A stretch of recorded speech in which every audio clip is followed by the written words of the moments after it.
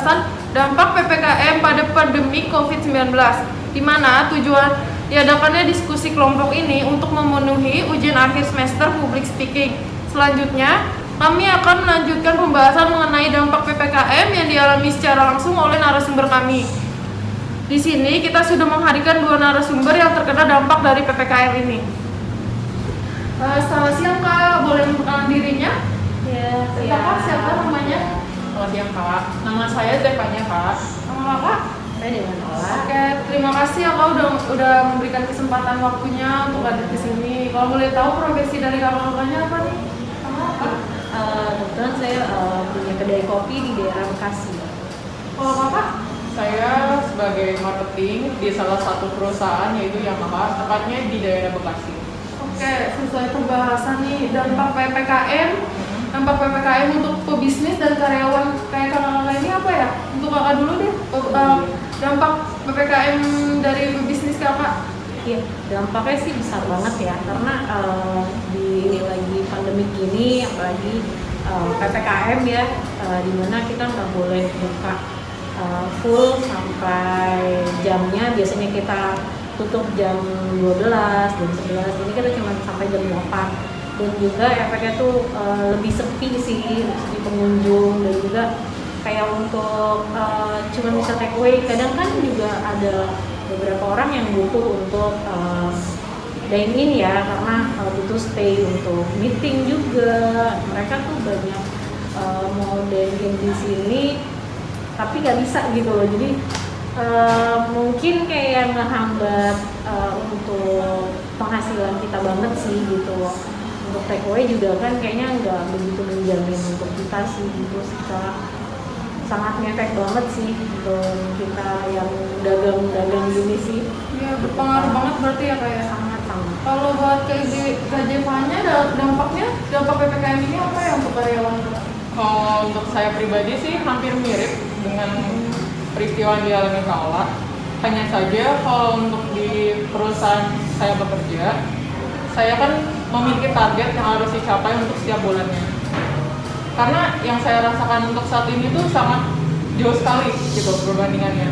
Untuk semenjak pandemi COVID ini, apalagi PPKM nih, kebijakan dari pemerintah ya untuk melakukan pembatasan itu, jadi untuk perusahaan saya sendiri di kantor tempat saya bekerja itu, untuk jam penutupan kantor pun juga dipercepat. Yang biasanya penutupannya jam 4:30, ini kita tutup lebih awal di jam 3 gitu. Dan lebih sedihnya lagi nih ya, kayak merasakan bahwa sepi, yang namanya sepi konsumen gitu. Kurangnya ada konsumen, ada pelanggan yang datang ke dealer gitu, karena saya bekerja di bagian penjualan motor untuk motor Yamaha. Biasanya saya itu untuk 1 bulan bisa 10 bahkan 20 konsumen. Ini pun saya untuk dapat 1 konsumen saya itu saya benar-benar harus berusaha semaksimal mungkin agar target saya tercapai.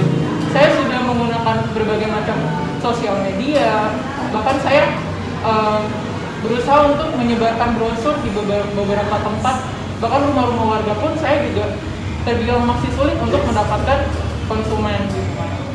Dan yang kedua lagi yang saya rasakan mengenai dampak PPKM ini, saya difokuskan dan ditegaskan oleh atasan saya untuk mencapai target yang sudah ditentukan oleh perusahaan.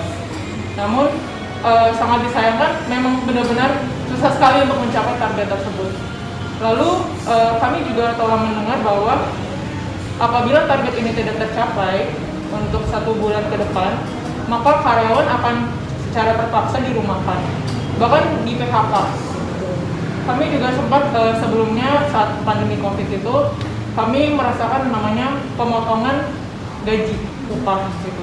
Lalu untuk yang PPKM setelah diperpanjang ini, kami juga diberitahu oleh atasan kami bahwa kami akan dirumahkan apabila tidak tercapai target, dan bahkan kantor di perusahaan kami bekerja itu juga akan ditutup karena dari atasan sendiri juga mereka bingung, tidak ada pemasukan, bagaimana untuk menggaji karyawan. Seperti itu yang saya rasakan. Ngefek banget Berarti sih cukup sama. berdampak ya untuk perekonomiannya. Iya, Sebenarnya balik lagi sama kayak yang Mbak Zaitan alamin ya. Saya juga harus sekat banget nih untuk karena pandemi pandemi ini kita harus terpaksa beberapa karyawan kita harus di PHK. Itu benar-benar nggak tega sih, tapi gimana ya, karena keadaan juga kayak gini, kita juga terancam akan tutup sih gitu. Karena kalau terus kayak gini kita nggak ada pemasukan gitu. Benar-benar ngefek banget sih. Terus kan rencananya pemerintah mau memperpanjang PPKM lagi nih Kak. Terus apa yang udah kakak siapin nih untuk kedepannya kalau misalkan diperpanjang? Itu yang masih kita agak bingung banget sih, karena ya itu tadi kita kalau kayak gini terus bisa-bisa kita tutup gitu. Kita bisa semua karyawan kita rumahkan kalau kayak gini terus sih. Berdampak banget sih. Kalau bisa sih pemerintah mungkin bisa lebih bijak aja sama kita pengusaha dan karyawan-karyawan yang sama ngadepin hari-harinya ya gitu. Kak Jevani untuk kedepannya kalau misalkan masih diperpanjang sampai ke depannya ini kalau pemerintah? Kalau untuk tanggapan saya sendiri sih, saya sih semoga ya, saya berdoa agar pemerintah memberikan solusi yang terbaik untuk rakyatnya. Apalagi yang paling utama sekali itu para pedagang sih kalau menurut saya, karena mereka pemasukan hanya dari satu sumber saja, beda dengan karyawan yang memang benar-benar bekerja masih ada gaji lah setidaknya. Namun kan kami juga takut ya apabila kami dirumahkan, sedangkan pandemi seperti ini masih berlangsung, sulit untuk mendapatkan lowongan pekerjaan yang baru. Maka dari itu ya saya sangat berharap sekali agar PPKM ini segera berakhir, orang-orang bisa kembali normal lagi, pandemi ini juga segera usai gitu. Dan untuk selama PPKM ini mungkin saya sih sejujurnya juga saya kan memiliki keluarga ya, saya memiliki anak-anak gitu, jadi ada yang harus di sekolah gitu. Jadi saya sejujurnya sedikit demi sedikit saya mengumpulkan modal untuk berdagang gitu. Walaupun kecil-kecilan, setidaknya saya ada pemasukan, karena jaga-jaga apabila saya dirumahkan oleh atasan saya, seperti itu. Ya, sangat berdampak ya untuk karyawan, pebisnis memang sih. Jadi kesimpulannya gitu sih, dampak PPKM bagi dua narasumber kami mengalami penurunan yang drastis dari perekonomiannya, di mana dampak dari PPKM sangat mempengaruhi kelangsungan perekonomian masyarakat di seluruh wilayah. Seperti yang sudah didengar dari Kak Ola dan Kak Fanya, di mana Kak Ola sendiri di mana bagi pengusaha terancam mem-PHK karyawan dan bisa sampai terjadinya penutupan total karena sepinya pengunjung. Dan begitu juga sangat berdampak bagi Kak Fanya sebagai karyawan marketing yang terancam dirumahkan karena tidak tercapainya target. Oke, demikian diskusi kami pada narasumber. Mohon maaf apabila ada pengucapan kata yang salah dalam perbuatan video diskusi ini. Guna memenuhi ujian akhir semester mata kuliah Public Speaking. Atas perhatiannya saya ucapkan terima kasih. Halo, kita dari mahasiswa dan mahasiswi Universitas Dian Nusantara jurusan Public Relation. Kami mengucapkan terima kasih sudah menonton video kami. Saya Sebastian sebagai videografer. Saya Zevanya sebagai narasumber.